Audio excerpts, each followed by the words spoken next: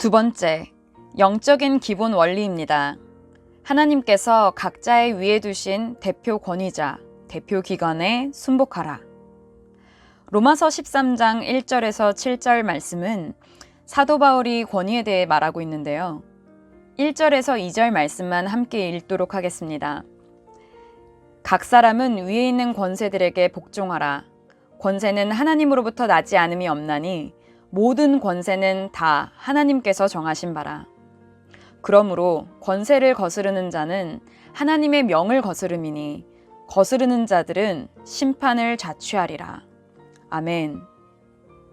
하나님께서 모든 권위의 주인이시고 최종 권위이심을 우리가 깨달을 때 우리는 우리 위에 두신 대표 권위들에 순복할 수 있게 됩니다. 그리고 이것은 우리가 성령을 좇아 행할 때 매우 자연스럽게 이루어지게 됩니다.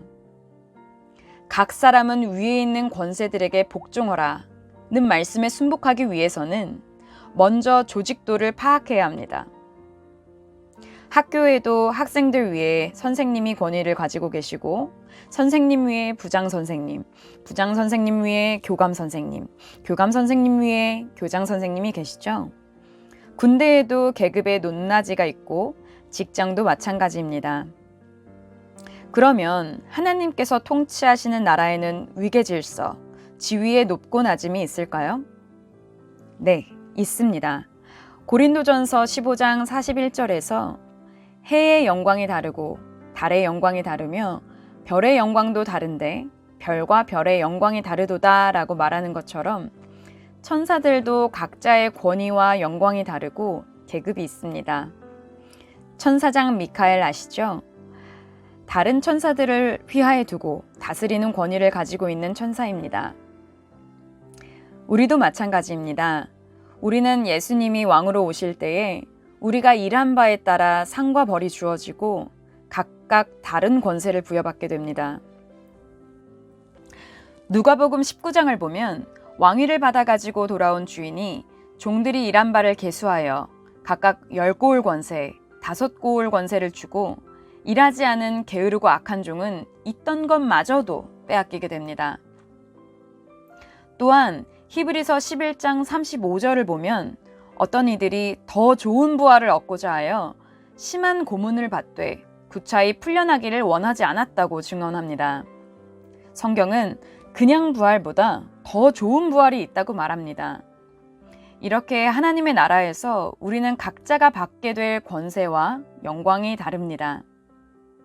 다스리는 자가 있을 것이고 다스림을 받는 자들이 있을 것입니다. 이 땅에서의 삶이 하나님의 권위와 질서에 아멘으로 순복되어질수록 우리는 더 좋은 부활에 가까워지게 될 것입니다. 위에 있는 권세들에게 복종하기 위해 먼저 우리 위에 허락하신 권위가 누가 있는지 확인해야 합니다. 나는 누구의 권위 아래에 있는가 가만히 살펴보세요. 부모님, 남편, 정부, 직장 상사, 공동체 리더 등등이 있을 수 있겠죠? 이제 확인하셨다면 권위는 하나님께서 부여하신 것임을 인정하고 그 질서 안에서 여러분 위에 두신 리더 또는 상급자가 잘났든 못났든 요셉과 같이 지혜롭게 보필하여 세우십시오. 여기서 주의할 점은 그 권위자가 자격과 그릇을 모두 완벽하게 갖추고 훌륭하게 그 역할을 수행할 때만 순복하는 것이 아닙니다. 요셉의 상황을 떠올려 볼까요? 이집트에 있을 때에 하나님을 믿지 않는 주인 보디발과 태양신이 지상에 현현한 것으로 숭배되었던 파라오 밑에 있었습니다. 우상숭배, 주술과 같이 완전히 이교적인 이집트 문화 한복판에 있었지만 온전히 하나님의 질서 가운데 순복함으로써 주인의 집과 이집트를 번영케 하고 유익을 끼쳤습니다. 뿐만 아니라 이렇게 겸손하게 순복의 훈련을 통과한 요셉은 극심한 가뭄의 때에 이집트의 총리가 되어 온 땅에 큰 구원을 예비하는 역할을 감당할 수 있었습니다. 다윗과 사울도 하나님 나라의 권위와 질서를 배울 수 있는 좋은 예가 될 수 있습니다. 다윗이 사울을 대한 예에서 볼 수 있듯이 그 권위자 자체를 주목하여 순복하는 것이 아닌 그 권위와 질서를 세우신 하나님을 주목하여 그 질서에 겸손히 순복하는 것이 중요합니다. 다윗은 하나님께서 기름 부으신 자를 그가 죄에 빠져 귀신에 들리고 형편없어졌다고 해서 그의 상태를 이유로 들어 업신여기거나 반역을 일으키려고 하지 않았습니다.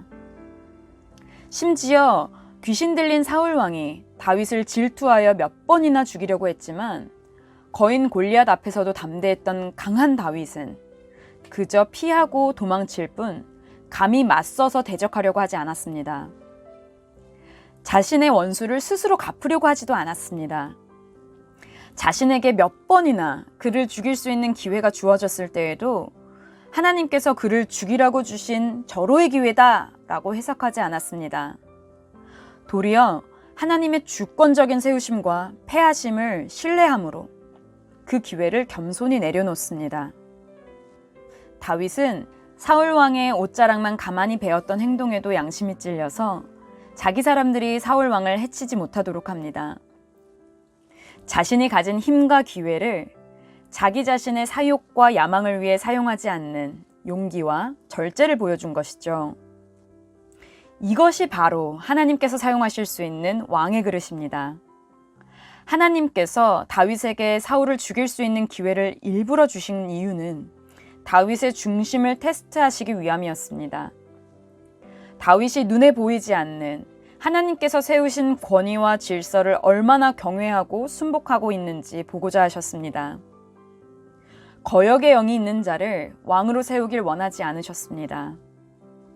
하나님께서는 우리를 왕 같은 제사장으로 부르셨습니다. 세상 나라가 우리 주 그리스도의 나라가 되어 예수님께서 만왕의 왕으로 온 땅을 통치하실 천년왕국 때에 첫째 부활에 참여하여 그리스도와 더불어 왕노릇할 성도들은 모두 이 순복의 테스트에 합격한 자들일 것입니다.